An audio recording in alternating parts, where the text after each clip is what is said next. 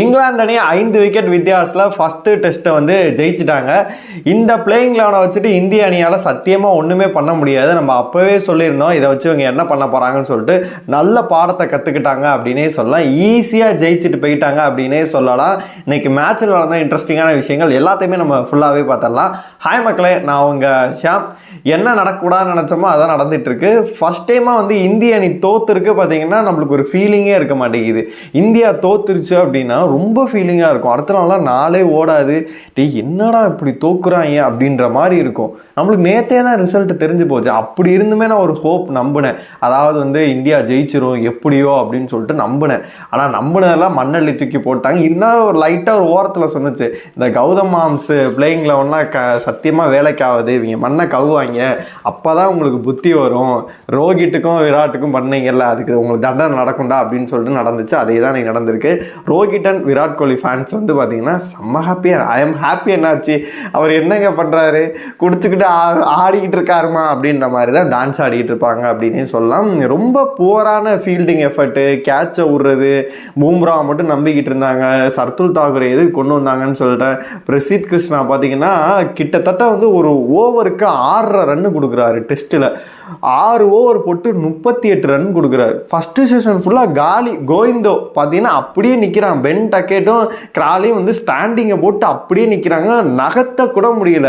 Finally ஒரு wicket Prasidh Krishna எடுத்தது பார்த்தீங்கன்னா இன்னும் இமாலய இலக்கு அவங்கள ஏதோ பண்ண மாதிரி மிகப்பெரிய ஒரு செலிப்ரேஷனாக இருக்குது. அப்படி நம்ம பார்க்க வேண்டியதாக இருக்குது. விக்கெட்டே எடுக்க முடியல. நம்மளும் சரி டெஸ்ட்டு அப்போ பார்க்கணும், சரி ஆஃப் பண்ணிவிட்டு ஒரு டீயை சாப்பிட்டு வந்து பார்ப்போம், சேர்றா போயிட்டு ஒரு காப்பியை குடிச்சிட்டு வந்து பார்ப்போம் அப்படின்னு சொல்லிட்டு சும்மா வெளியில் போயிட்டு உள்ளே வந்தால் கூட அதே ரன்னு தான். ரன்னு கொஞ்சம் இன்க்ரீஸ் ஆகிருக்கு. விக்கெட் 0லேயே தான் இருக்குது. கொஞ்சம் கூட நகரவே மாட்டேங்குது அப்படின்னே சொல்லலாம். யாரை திரும்பி ரீப்ளேஸ்மெண்ட் எடுப்பாங்க, என்ன நடக்க போகுது அப்படின்னு சொல்லிட்டு நம்ம லேட்டராக பேசுவோம். அதாவது பார்த்தீங்கன்னா 5 விக்கெட் வித்தியாசத்தில் ஜெயிச்சிட்டாங்க. 82 ஓவர்லேயே ஜெயிச்சிட்டாங்க. மழை வந்து எதுவும் காப்பாற்றும் அப்படின்னு சொல்லிட்டு பார்த்தோம். அதெல்லாம் வர்ண பகவான் வந்து ஹெல்ப் பண்ணுறேன். ஏன்னா உங்களுக்கு எதுக்கு நான் ஹெல்ப் பண்ணணும், மழை வந்து அவங்க நல்லா விளையாடுறாங்க அப்படின்றதுக்குன்னே அவங்களுக்காண்டி பெய்கிற மாதிரி இருந்துச்சு. அந்த பிச்சு மாறுது. மாறினாலுமே அவங்க வந்து திரும்பி 4 அடிச்சு பார்த்தீங்கன்னா ஸ்ட்ரைக்கை ரொட்டேட் பண்ணிகிட்டு இருக்காங்க.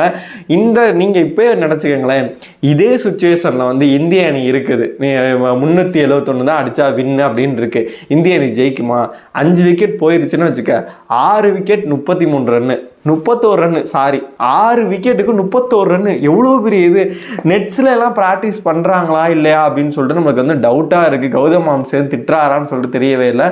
நான் சொல்கிறது பவுலர்ஸ் சொல்கிறேன், ஏதாச்சும் ஒரு க்ரூசியல் ரன்னு, ஒரு 20, ஒரு 15 எல்லாரும் முட்டையாகிட்டா போவீங்க. ஃபஸ்ட் இன்னிங்ஸில் அவங்க என்ன பண்ணாங்களோ அதே தான் இந்திய அணி வந்து செகண்ட் இன்னிங்ஸில் பண்ணாங்க. நீங்கள் ஒரு எடுத்து பாருங்களேன், கேஎல் ராகுலும் வந்து 100 போடல, பண்ட்டும் 100 போடல. நிலமை என்ன ஆகுது? 200க்கே சுருண்டிருக்கும் இந்திய அணி. அந்த மாதிரி ஒரு நிலமையில தான் போயிருக்கும். ஏதோ இறைவன் புண்ணியத்தினால் இன்னைக்கு வந்து கடைசி வரைக்கும் மேட்ச் எடுத்துகிட்டு போய் ஜெயிச்சாங்க. ஒரு 400, ஒரு 420 நம்ம அடித்தா ஜெயிக்க வாய்ப்பு இருக்குன்னு நேற்று நம்ம சொல்லியிருந்தோம். ஆனால் அவங்க அடிக்கலை. நாளைக்கு ஃபஸ்ட்டு செஷன்லேயே ஒரு 3 விக்கெட்டை எடுத்துடணும். அப்புறமேட்டு தட்டி தட்டி, ஏன்னா அவங்க கார்ஸு ஓக்ஸ் எல்லாரும் வந்து ஆடிக்கிட்டு இருக்காங்க. கடைசி வரைக்கும் அவங்க கொண்டு போவாங்க. அப்படி விடக்கூடாது. 4 கர்மம் போனாலும் பரவாயில்ல, 1, 2 அழுத்த விடக்கூடாது அப்படின்னா 4 போய்கிட்டே இருக்கு. ஓவர் 1, 2 பார்த்தீங்கன்னா அழுத்திக்கிட்டே இருக்காங்க அப்படின்னே சொல்லலாம். மழைக்கு முன்னாடி அந்த அதாவது பார்த்தீங்கன்னா அது வரைக்கும் லஞ்சுக்கு முன்னாடி வரைக்கும் பார்த்தீங்கன்னா விக்கெட்டே விழாமல் இருந்துச்சு. அப்புறம் பிரசித் கிருஷ்ணா எல்லாத்தையும் போட்டு கௌதம் மாம்ஸ் உள்ள விட்டு அடின்னு அடிச்சிருப்பாரு போல இருக்கு. என்னடா அவங்களெல்லாம் கூப்பிட்டு வந்ததுக்கு என்னை கழுவி ஊத்துறாங்க, நீங்கள் போய் வச்சு பண்ணுங்கடா அப்படின்னு சொன்னாங்க. அதுக்கப்புறமேட்டு ஒரு மொமெண்டம் வந்து பார்த்தீங்கன்னா ஷிஃப்ட் ஆச்சு அப்படின்னே சொல்லலாம். கிராலி அவர் ஒரு சூப்பரான இன்னிங்ஸ் வந்து செம்மையாக பார்ட்னர்ஷிப்போடு ஒரு 65 அடித்தார். பென் டக்கெட் பார்த்தீங்கன்னா ஒரு 149 வந்து செம்மையாகவே அடித்தார். பென் ஸ்டோக் அவரோட முடிஞ்சளவு 33 கான்ட்ரிபியூட் பண்ணார். ஜோ ரூட்டும் ஜேமி ஸ்மித்தும் பார்த்தீங்கன்னா கடைசி வரைக்கும் நின்று 6 அடிச்சு, ஜேமி ஸ்மித் 2 6 அடித்து முடிச்சு கொடுத்துட்டு என்னடா இதை போயிட்டு நோண்டிக்கிட்டு இவங்க நியூ பால் எடுத்துகிட்டு வருவாங்களா அப்படின்ற மாதிரி வந்து ஆடணுமா, முடிச்சு விட்டு போகிறேன் அப்படின்னு பார்த்தீங்கன்னா முடிச்சு விட்டே போயிட்டார் அப்படின்னே சொல்லலாம். எனக்கு என்ன இதுன்னா, சர்துல் தாக்கூருக்கு வந்து ஃபஸ்ட்டு ஓவரே கொடுக்கல, 2-3 ஓவர் தான் கொடுத்துருந்தாங்க. அப்புறமேட்டு திரும்பி ஒரு ஓவர் கொடுத்தாங்க. ஒரு விக்கெட் வந்து ஒரே ஓவரில் 2 விக்கெட் எடுத்தார். அங்கே லைட்டாக தான் என்னை பொறுத்தவரைக்கும் மொமெண்டம் ஷிஃப்ட் ஆகுது. இந்திய அணியை பொறுத்தளவுக்கு பார்த்தீங்கன்னா அப்பா நம்ம கேமுக்குள்ள வந்து நடப்பாங்க. அப்படிலாம் கிடையாது. அவங்க கிளைமேக்ஸ் வரைக்கும் எல்லாரும் என்ன அடித்து ஆடி கொடுக்குற மாதிரி ஆடுறாங்க அப்படின்னு சொல்லலாம். அவரை பார்க்கும்போது பிரசித் கிருஷ்ணா ஒரு 2 விக்கெட் எடுத்தார். ஃபஸ்ட்டு ஸ்பெல்லில் வந்து மோசமாக போட்டார். அப்புறம் செகண்ட் கௌதம் மாம்ஸ் திட்டார் போல இருக்கு. அது செகண்ட் ஸ்பெல் வந்து கரெக்டாகவே போட்டார். 15 ஓவரில் 92 ரன் அவர் கொடுத்துருக்காரு.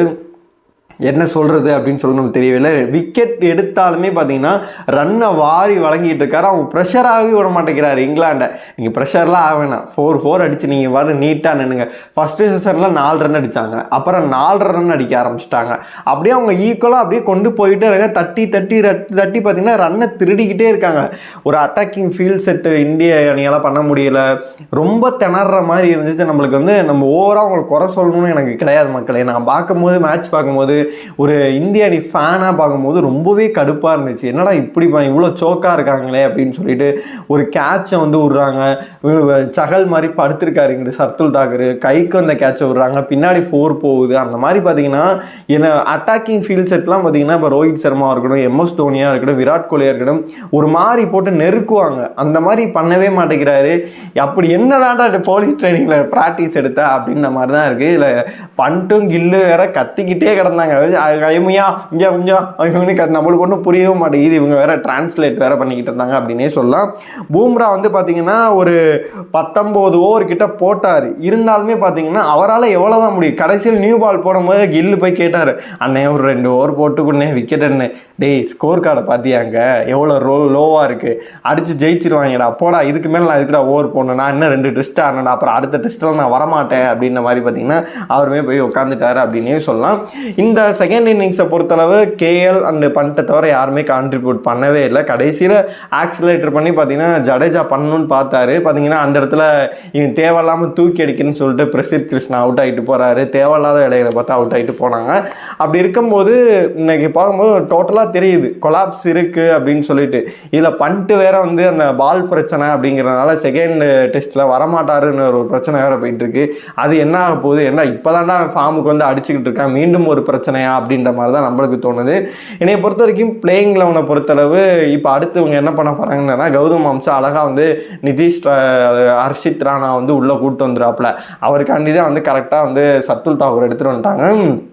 பிரசித் கிருஷ்ணாவையும் ட்ராப் பண்ணலாம், இல்லை சிராஜை ட்ராப் பண்ணுமா, இல்லை கருண் நாயர் ட்ராப் பண்ணுமா, இல்லை சாயை ட்ராப் பண்ணுமா அப்படின்னு உங்களோட கருத்துக்களை வந்து கமெண்ட் பாக்ஸ் சொல்லுங்கள். என்னோட விஷயங்கள் நான் சொன்னேன். அதாவது பார்த்தீங்கன்னா பேட்டிங் அப்படின்னு பொறுத்தளவு 2 விக்கெட் கீப்பரும் சூப்பராகவே பண்ணுறாங்க. கேலும் நல்லா பண்ணுறாரு, பேட்டிங்கும் நல்லா பண்ணுறாரு, பிரச்சனையே கிடையாது. பண்ட் வந்து செம்ம ஃபார்மில் இருக்கார். கில் பிரச்சனை கிடையாது. இந்த மாதிரி வந்து பேட்டிங் வந்து நல்ல டெப்த்தாகவே இருக்குது அப்படின்னே சொல்லலாம். இவரும் வந்து நல்லாவே பண்ணிகிட்டு இருக்காரு. ஓப்பனிங்கும் ஜெய்ஸ்வால் வந்து ஒரு மேட்ச் தான் இதாச்சு. இப்போ செகண்ட் இன்னிங் ஃபஸ்ட் இன்னிங்ஸ் வந்து 100 போட்டார், நல்லாவே இருந்துச்சு. 5 பேர் வந்து பார்த்தீங்கன்னா சதம் அடிச்சுட்டு தோக்குற போதே ஆள் இவங்க தாண்டா அப்படின்ற மாதிரி தான் இருக்குது. நம்மளுக்கு வந்து கவலையாகவே இருக்குது, ஒரு சைடில் திட்டணும்னு தோணுது. அப்படி இருக்கும்போது பேட்டிங்கை பொறுத்தளவு இன்னும் கொஞ்சம் ஸ்ட்ராங்காக இருக்கணும்னா கருண் நாயர் சாயா இருக்கட்டும் இன்னும் கொஞ்சம் கான்ட்ரிபியூட் அவங்க பண்ணியிருக்கலாம். ஃபர்ஸ்ட் இன்னிங்ஸ்லேயே அந்தளவு பண்ணல, செகண்ட் இன்னிங்ஸ்லேயும் பார்த்தீங்கன்னா 2 பேர் அந்தளவு பண்ணவே இல்லை. அதனால இவங்க 2 பேருக்கு எதுவும் ரீப்ளேஸ்மெண்ட் பண்ணலாமா அப்படின்ற விஷயங்களை வந்து கண்டிப்பாகவே யோசிக்கணும். அப்புறமேட்டு சர்துல் தாக்கூராக இருக்கட்டும், பிரசித் கிருஷ்ணாவாக இருக்கட்டும், இவங்க ஓவர்கள் வந்து இவர் ஓவரே கொடுக்க மாட்டீங்க, இவர் ஓவர் கிளிஞ்சிக்கிட்டு இருக்கு. அப்படி இருக்கும்போது இந்த 4 பேருக்கு பதிலாக ஆல்டர்னேட்டிவாக யாராச்சும் எடுத்துகிட்டு வரணும் அப்படின்னு சொல்லிட்டு தான் நான் கண்டிப்பாகவே யோசிப்பேன். என்னை பொறுத்த வரைக்கும் கண்டிப்பாக நிதிஷ்குமார் ரெட்டி இவருக்கு போகிற 10 ஓவர் அவரே, 15 ஓவர் அவரே போட்டு 8 ஓவராக இருக்கும் அவரே போட்டு போயிடுவார்.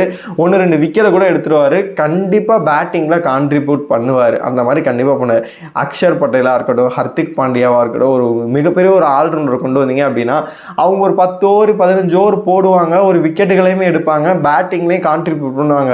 நீங்கள் ஜடேஜா எந்த அளவு வந்து உங்களுக்கு இன்ன வரைக்கும் பண்ணி கொடுத்துக்கிட்டே இருப்பார் அப்படின்னு சொல்லி நம்மளுக்கு தெரியவே இல்லை. ஆல்டர்னேட்டிவ் வந்து சுத்தமாக அவங்க வந்து டூருக்கே அவங்களை கூட்டு வந்தாதான்டா என்னை போட சொல்லுவாங்க, இங்கே கூட்டு வர மாட்டான்டா அப்படின்னு சொல்லிட்டு அவங்களெல்லாம் இன்ஜுரி கன்சர்ன் அப்படிப்பா இப்படிப்பா அப்படின்னு சொல்லிட்டு இந்தியாவிலே கலட்டி விட்டு வந்துட்டாங்க. என்ன பண்ண போகிறாங்கன்னு சொல்லிட்டு தெரியவே இல்லை. ஆப்ஷன் அப்படின்னா நிதிஷ்குமார் ரெட்டி தான் போயாகணும். அதுக்கப்புறம் பவுலிங் அப்படின்னா கண்டிப்பாக வந்து ஹர்ஷ்தீப் சிங் அவருக்கு தான் போயாகணும், வேறு வழியே கிடையாது. வேறு யாருக்கு போகும், ஒரு 2 பேரை மட்டும் தான் ரீப்ளேஸ்மெண்ட் பண்ணுற மாதிரி இருக்கும். குல்தீப்பை கொண்டு வந்துட்டோம் அப்படின்னா ஜடேஜா இருக்கார், அவர் ஒரு பவுலிங் மட்டும் தான் பண்ண முடியும். அப்படிங்கிறனால பேட்டிங் அடி வாங்கும். ஆல்ரெடி இங்கே 5 விக்கெட் போயிருதுனாவே 6 விக்கெட்டுக்கு 30 ரன் அடிக்கிறாங்க. அவரை வேறு உள்ளே கொண்டு வந்து எல்லாமே சோக் ஆகிட்டு போகிற மாதிரி தான் இருக்கும்.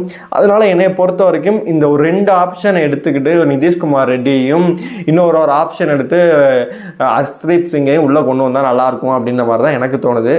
என்ன பண்ணுறாங்க அப்படின்னு சொல்லிட்டு வெயிட் பண்ணி பார்க்கலாம். உங்களை பொறுத்த வரைக்கும் இந்திய அணி என்னென்ன தவறுகள் செய்தனால இந்த மேட்சை விட்டாங்கன்னு நினைக்கிறீங்களோ மறக்காம கமெண்ட் பாக்ஸில் சொல்லுங்கள்.